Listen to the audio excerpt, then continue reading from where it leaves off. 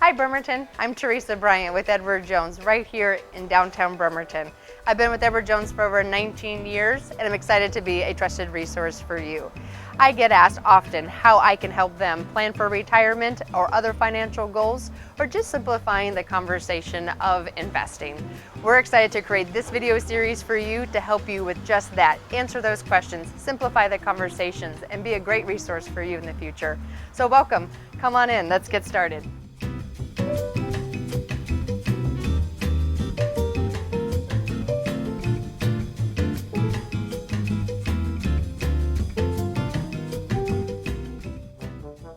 All right, we are really excited to talk with you about Roth IRA accounts. Again, just as a quick reminder, a Roth IRA stands for Individual Retirement Account. And that's what a Roth account is about. And again, another reminder is that it's just an account type. It is not an investment itself. This account that you were to open cannot grow for you, cannot pay you any income. So it's the investments that go inside of the cardboard box or the account type that really is providing you the benefit. So as this works, when you are out there working hard and getting your own earned paycheck and you decide to take some of that money and put it inside this box, hopefully to invest in quality investments, you are already have paid all the taxes that you need to pay before the money goes inside your Roth account.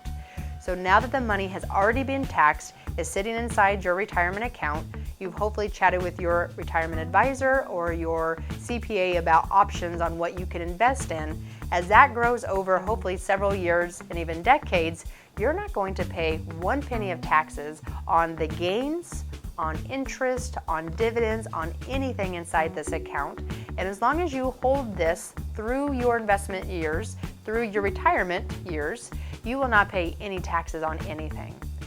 That is very exciting as it's different from your traditional IRA and or your employer-sponsored account, because if you recall, those two accounts, you have to take out a required minimum distribution at 70.5, or what they lovingly call RMD.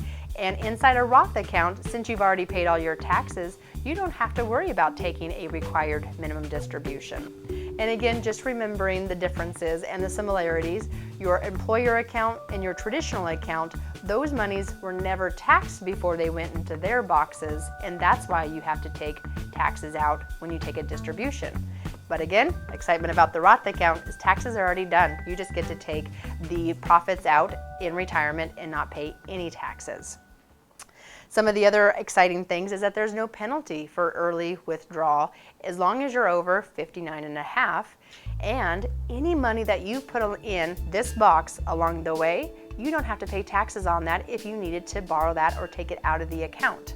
Lots of different rules, so be careful and talk with your advisor about it. But the idea being, if you put $5,000 in the box and say 20 years from now, this investment's worth $50,000, you can always touch the $5,000 that you physically put inside this account and not be taxed or penalized. But the other approximately $45,000 of gains that you had made in that time, as long as you wait until you're 59.5, you don't pay any taxes or any penalties on that gain. And that's one of the most exciting reasons to think about a Roth account and to talk with someone to see if it's the right investment for you. We want to make sure that you're aware that for a Roth IRA, what the contribution limits are. So if you're under the age of 50, you can contribute up to $5,500 every single year. When you're over the age of 50, you can contribute an extra $1,000 per year. It's called a catch-up contribution. So as a reminder, under the age of 50, you can put in $5,500. Over the age of 50, you can put in $6,500 into your Roth IRA, and I would highly encourage you to consider that and chat with someone to make sure that that would be appropriate for you. We've hoped that we've given you some good information about how Roth IRAs work and how the benefits of the compounding growth happen over time. But I wanted to share with you an example on why starting early, keeping your money invested inside a Roth account type, and continuing a disciplined strategy will help you get closer to your retirement goals. There are definitely some similarities within the things we're going to show you with traditional IRAs and the employer-sponsored account, but I wanted to show you the differences on the Roth account for the example. So doing a little bit of math, follow with us. But the idea would be if you are starting at the age of 40, putting $5,500 into your Roth IRA, and reminder, $5,500 is the most you can put into a Roth account if you are age 40, and you continue to do so all the way through age 65. We're going to assume a couple of things, and so we're going to assume that we're going to get about a 7% average annual rate on those dollars on the investment that you decided to do inside your retirement account type. So with that being said, if you put in $5,500 from the age 40 all the way through age 65 in a non-retirement account, not a Roth account, you would expect to have an ending balance of approximately $332,000.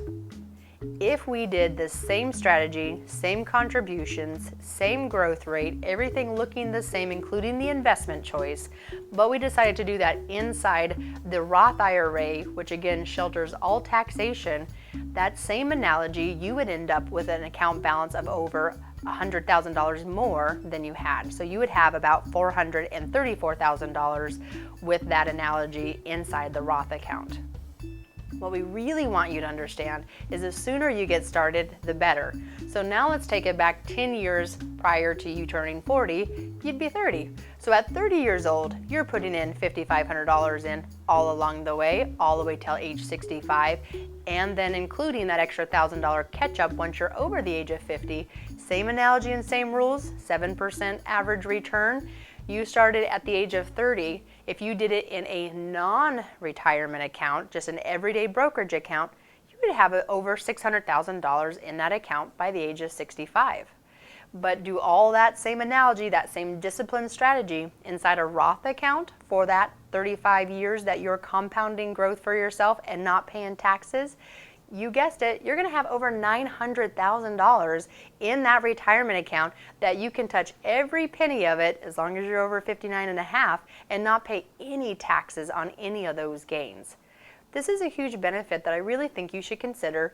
Definitely sit down with your trusted advisor and talk with them about the strategy that makes sense for you, understanding that Roth accounts can be a part of that strategy. So now that we are finalizing this third part of our series of helping you understand the different account types, the one extra just piece of summary I want to make sure you're aware of is that employer-sponsored accounts, 401ks, 403bs, TSPs, traditional IRAs, and Roth IRAs, there's a lot of similarities, and to be fair, we've learned about the differences too.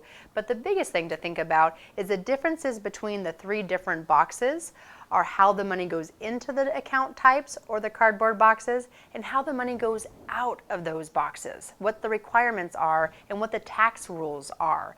So as you're considering any of those three choices of how to get to your retirement goals, remember the biggest differences mainly are how you get your money in and how you get your money out. So if you can ask your trusted advisor those questions, you'll probably understand a little bit more on what might be right for you.